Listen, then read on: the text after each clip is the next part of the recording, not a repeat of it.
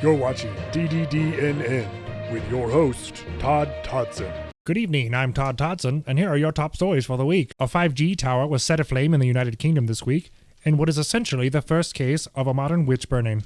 Crayola has released a new set of crayons called the Colors of the World. These crayons celebrate over 40 different skin tones, along with 4 hair and 4 eye colors. Yet still, there is no ginger color. The U.S. Air Force has plans to implement a new type of drone called Skyborg.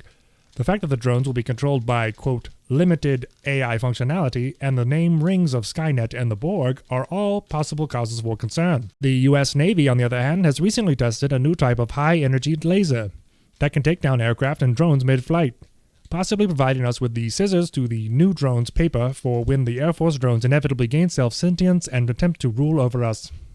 Thanks, Navy. A Libertarian presidential candidate has been chosen. Dr. Joe Jorgensen will be the Libertarian presidential candidate for 2020, causing many people to realize, oh right, there is another political party, and then raise the question to many others of, who the heck is Dr. Joe Jorgensen? One of the more popular candidates was Vermin Supreme. Long may he reign. The FBI is not allowed to even look at your phone's lock screen without a warrant, a judge in Seattle ruled this past week, leading to many partners to accuse the other of infringing on their Fourth Amendment rights. The U.S. Army has plans for a mass recruitment drive this summer with the slogan, "It's true that the Army sucks, but we've been getting paid during this whole lockdown thing, so yeah, sign here." A University of Minnesota law professor that was falsely accused of rape has won the largest settlement of its kind in the state's history. The professor won over $1.2 million in a defamation lawsuit after prosecutors were unable to find any corroborating evidence to support the initial allegation, to the point where evidence started to directly contradict the accuser's statements. One official was heard saying, of all the dumb things to do, making false rape accusations against a law professor was probably the dumbest.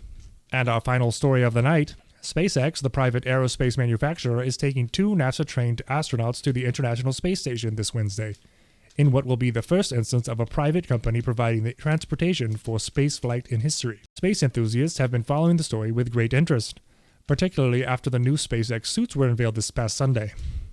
Now we're just waiting for Elon Musk to reveal his own personal suit. Thanks for watching tonight's episode of the DDDNN. If you enjoyed it, smash that like button! Consider sharing with your friends, or even subscribing.